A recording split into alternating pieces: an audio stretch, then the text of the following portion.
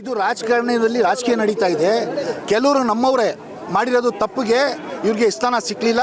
ಮುಂದೆ ಬರೋ ದಿನಗಳಲ್ಲಿ ನಾವು ಕಾಂಗ್ರೆಸ್ ಹೈಕಮಾಂಡ್ಗೆ ಮತ್ತು ನಮ್ಮ ರಾಜ್ಯದ KPCC ಅವ್ರಿಗೆ ಮನವಿ ಮಾಡ್ಕೋತೀವಿ. ಮಾನ್ಯ ಮಾಜಿ CM ಮುಖ್ಯಮಂತ್ರಿ ಸಿದ್ದರಾಮಯ್ಯ ಜಿಗೆ, ಪ್ರೆಸಿಡೆಂಟ್ ಹಾಲಿ DK ಶಿವಕುಮಾರ್ ಜಿಗೆ, BK ಹರಿಪ್ರಸಾದ್ ಜಿಗೆ, ಇವ್ರಿಗೆ ಎಲ್ಲ ಲೋಕಲ್ ಕರ್ನಾಟಕ ರಾಜಕೀಯ ಗೊತ್ತು. ಇವ್ರಿಗೆ ನಮ್ಮ ACC ಅವ್ರಿಗೆ ಗೊತ್ತಿರಲ್ಲ. ಇವರು ತಿಳಿಸ್ಬೇಕು ಪ್ರಭಾವಿ ನಾಯಕರು ಯಾರು ಇದರಲ್ಲಿ.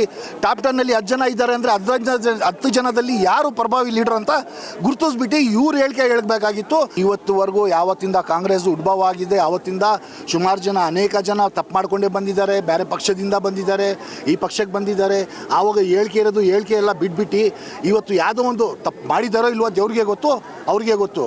ಬಟ್ ಅದು ಕನ್ಸಿಡರ್ ಮಾಡ್ಕೊಂಡು ಇದು ಮಾಡ್ತಾ ಇದ್ದಾರಲ್ಲ, ಎಲ್ಲೋ ಒಂದು ಕಡೆ ಅನ್ಯಾಯ ಆಗ್ತಾ ಇದೆ ಅಂತ ನಮಗೆ ಗುರುತಿಸ್ತಾ ಇದ್ದಾರೆ.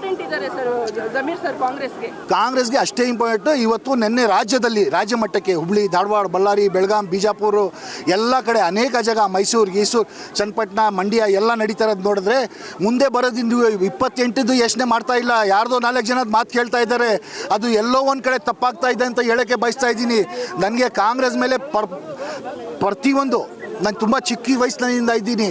ಬಟ್ ನಂಬಿಕೆ ಇಡ್ತೀನಿ ನಮ್ಮ BZ ಜಮೀರ್ ಅಹಮದ್ ಖಾನ್ ಸಾಹೇಬ್ರಿಗೆ ಇದು ಮಾಡ್ತಾರೆ ಅಂತ ನನಗೆ ತುಂಬ ನಂಬಿಕೆ ಇದೆ. ಮನವಿ ಮಾಡಿ ಕೈ ಜೋಡಿಸಿ ನಮ್ಮ ಚಾಮರಾಜಪೇಟೆ ಜನತೆದಲ್ಲ, ನಮ್ಮ ಮುಸ್ಲಿಂ ಜನತೆ ರಾಜಕೀಯದಿಂದ ನಮ್ಮ ರಾಜ್ಯದಲ್ಲಿ ಕೈ ಜೋಡಿಸಿ ನಾನು ಕಾಂಗ್ರೆಸ್ಗೆ ಮನವಿ ಮಾಡ್ಕೋತೀನಿ. ಕೈ ಜೋಡಿಸಿ ಹೇಳ್ತಾ ಇದ್ದೀನಿ, ಇಂಥ ಪ್ರಭಾವಿ ರಾಜಕಾರಣಿಗೆ ಕಳ್ಕೊಬೇಡಿ ಅಂತ ಹೇಳೋಕ್ಕೆ ಇಷ್ಟಪಡ್ತೀನಿ.